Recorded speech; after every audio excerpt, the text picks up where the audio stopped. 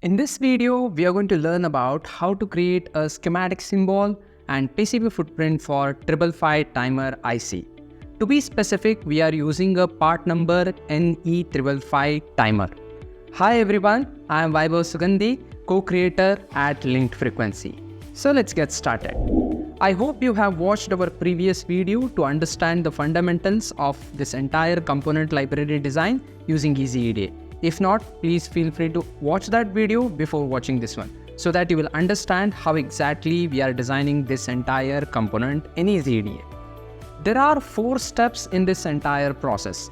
First one is downloading the proper datasheet from the authentic source, which is very essential as we already discussed.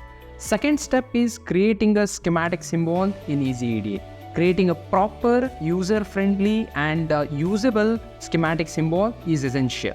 Third step is creating a PCB footprint according to IPC standard as well as following the proper directions and dimensions given in the datasheet. Fourth step is to combine schematic symbol and PCB footprint, and along with that give a proper detail of manufacturer part number, manufacturer or maybe a supplier and supplier part number, and also assigning a proper designator and making it as a complete component library so that you can use it for your projects. So let's start with EasyEDA. Before starting with the schematic symbol design, I want to give you one important note here.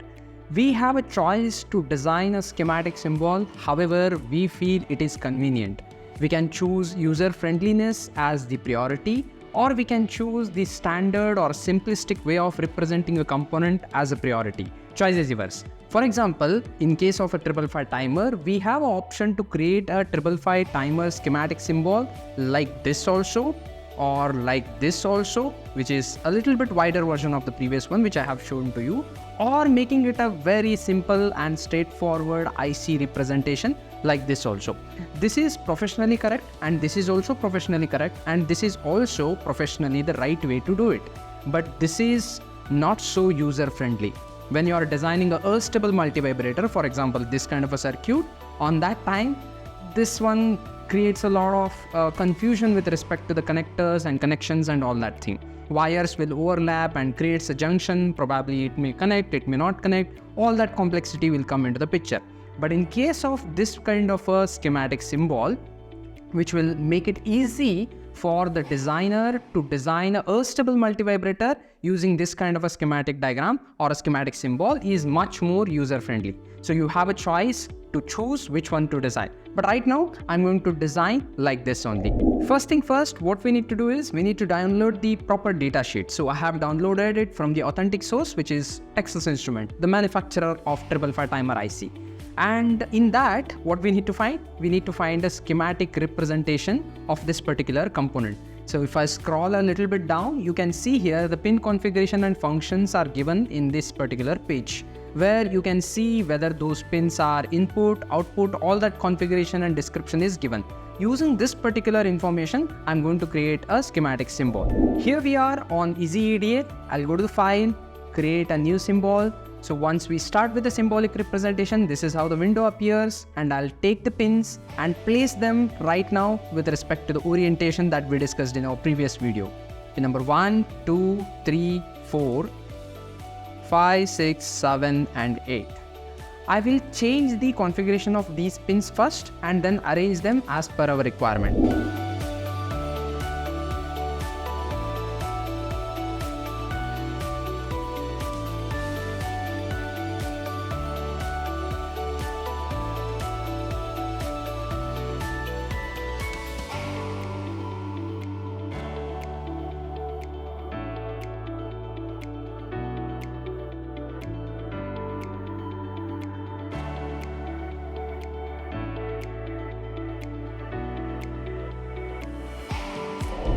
Alright, now we placed all the name of the connector pins properly. Now we need to do one important thing when it comes to integrated circuit. That important thing is giving the electrical property of these pins as per the datasheet. First thing is ground is a power pin. So when I scroll down when I select that particular pin, when I scroll down, you can see you can create a dot here if you want like this, which we are going to do it for a reset. And if you want a clock, you can create it like this.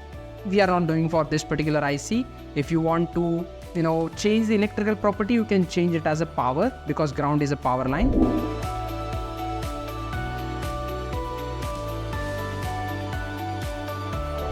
Reset is a kind of an input pin because it will reset the IC, so that's why I'm going to make it as an input. But along with that, we will be creating a dot for that because it is an active low reset actually.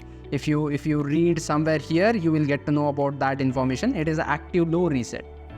Active low reset in the sense, when you pull it to high, then it will not reset. If you pull it to low, then it will reset. That is what active low indicates. I hope you know the basics of electronics or basics of digital electronics specifically.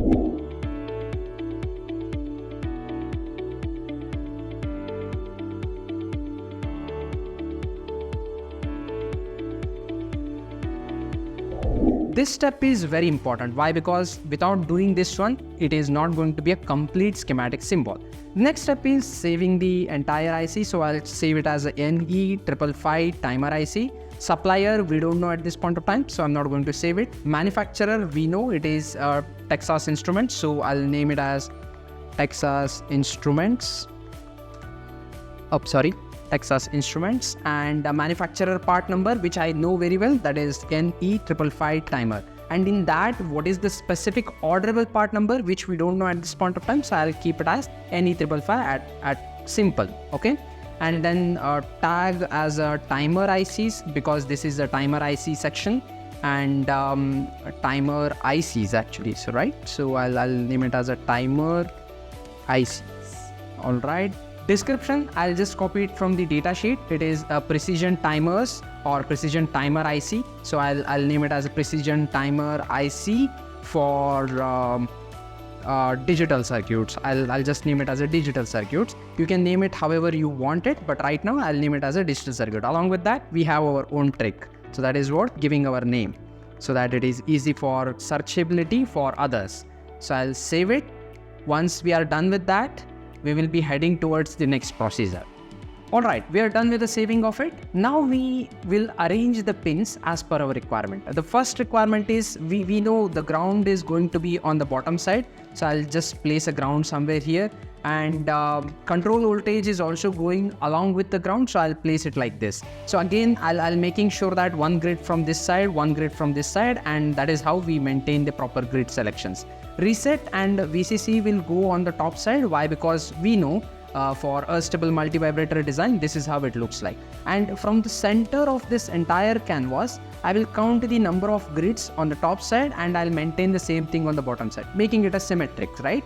So 1, 2, 3, 4, 5 grids, right? So 1, 2, 3, 4 and 5.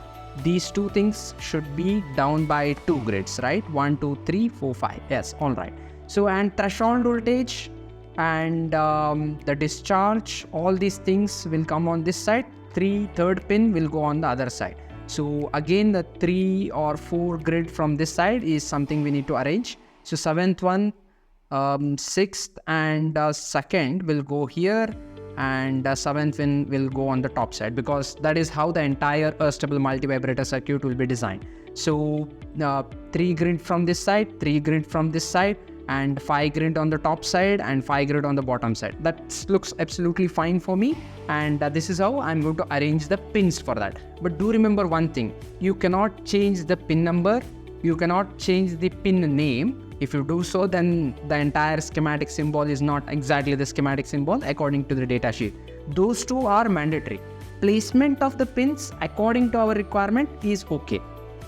Once we are done with this, what is our next step is going to change the grid size, just to make it very easy for our convenience on drawing the border of this one. So what I will do, I will create a 1 grid inside, 5 mils 1 grid inside, lines like this.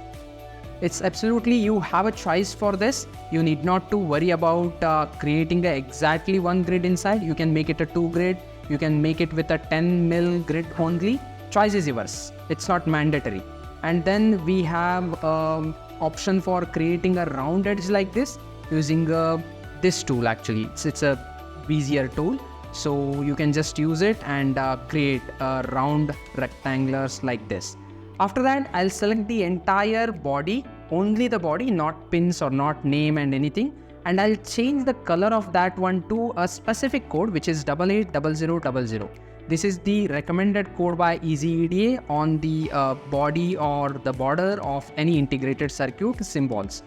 Once we are done with this, then we are done with creating the schematic symbol of NE555 timer IC. The most important thing is we need to understand these custom properties, as I already discussed in our previous video.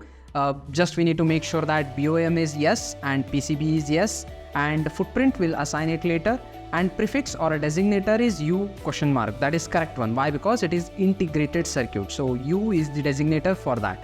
And supplier is unknown at this point of time, so don't worry about that. And supplier part number, again, I'm not worrying about it at this point of time. So all that thing is completely done. I'll change the grid size back to 10 and the snap size back to 10, and I'll save this entire schematic symbol, and we are done for this step. Now our next step is to create a PCB footprint. For that, we need to head towards our data sheet and jump to the mechanical data point. So when we go to the mechanical sheet, you will get the lot of data with respect to the different footprints and all that thing. But what we want is a specific footprint of NE555 timer, which is through hole IC, which is a CDIP IC, which is so-called ceramic dual inline package. Important point, you must understand what is the CDIP, PDIP, all that thing. PDIP indicates plastic dual inline package. CDIP indicates ceramic dual inline package. Like that, there are different packages available with respect to integrated circuits. You must understand them. That is one of the core skill of PCB designer. So once we go down here, we have a mechanical dimension of the IC, but we don't want that. We want a land pattern. If it is available on the datasheet, use it. That is recommended one. If it is not available, we can use this one and create a footprint as per our convenience. But in this Texas Instruments datasheet, they are giving a land pattern. Land pattern is a precise dimension of how you have to create a footprint for this particular IC, which is awesome, right? So we have this detail, and we'll just zoom it in a little bit and let's explain it in a much better way.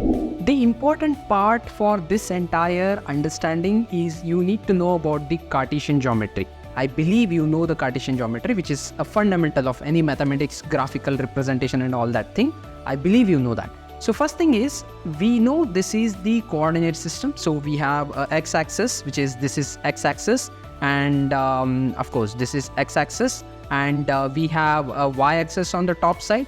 This is y-axis, and this one is x comma y locations actually. So this is positive and this is positive on this quadrant. The second quadrant, third quadrant and fourth quadrant will be having a respective locations, right? So what we are importantly looking right now is this dimension. This is the dimension, which is 7.62 mm, which is the dimension from this point to this point actually, right? Those are the two dimensions which we have. I mean, the entire dimension we have. And we have a dimension which is from this point to this point, which is all about 2.54 mm. So this information and this information are very important for us. So when we have these two information, we can compute the other information by using a Cartesian geometry. First thing is, we have this point, which is a 0, 0, right? And we have this location and this location. So what is the total distance from this point to this point, which is already known to us, which is 2.54 mm, right? All dimensions are in millimeters, so that's why we are considering 2.54 mm. Now if I divide this one by 2, because we have x-axis in the middle, exactly in the middle, when we divide it by 2, we will get the 1.27 mm. And that is the exact distance from this point to this point. This is 1.27 mm. And when we get this distance, we have to compute the distance from x-axis as well.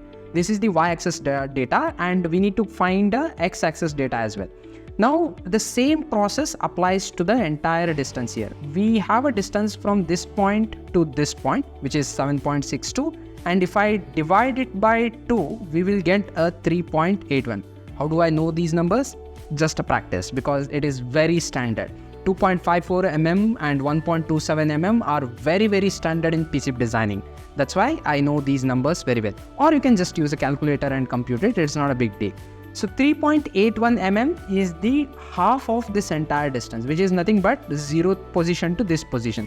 All these pins, whatever you are seeing on the X direction, they are all 3.81 mm away from the origin.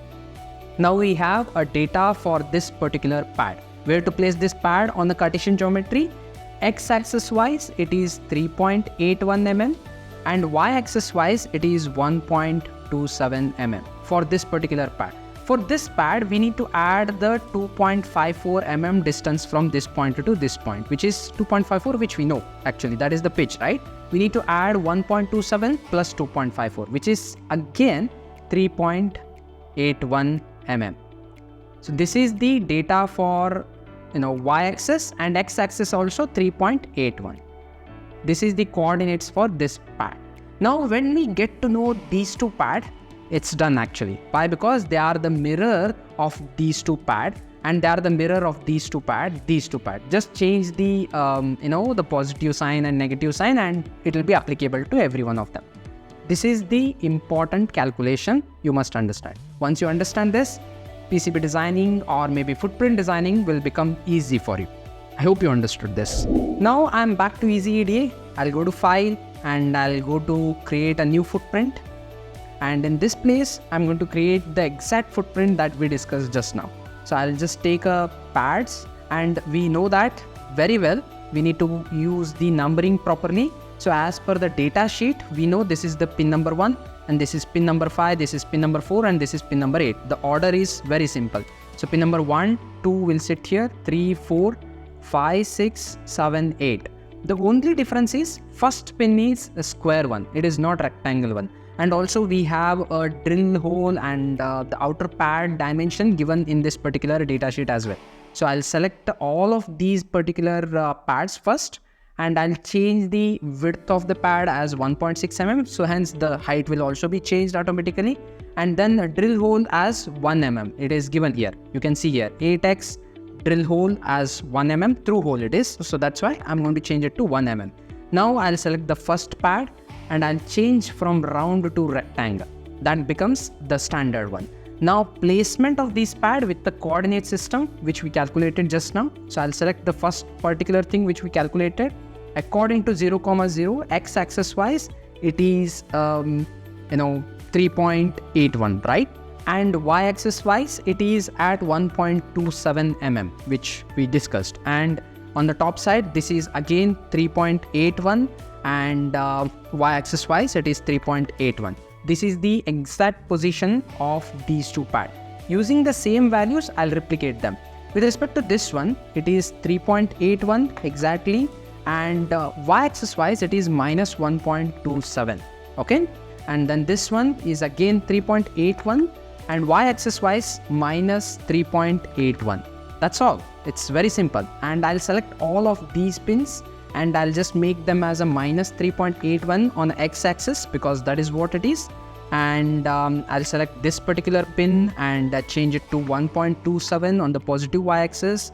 This one will be 3.81, and this one will be minus 1.27, and this one is going to be minus 3.81. All right, this is all about placement of these pads according to the datasheet. Once you understand, it is going to be very easy.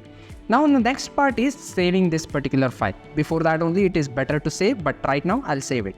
So what is the name we are going to give it to this? Of course, we are not going to give it as NE555, because this particular footprint is not only for NE555 IC. NE555 IC is having a package which is CDIP. That's what given on the data sheet. You can see here, this is CDIP IC. So the package what we are designed is a CDIP IC actually. CDIP -8 actually. You can give it as a 8-pin IC.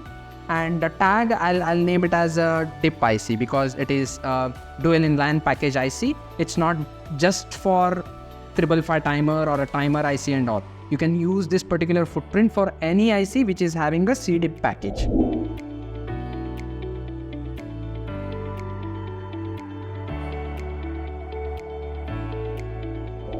This is how we need to give a proper description to it. Once we are done with that, I'll save it.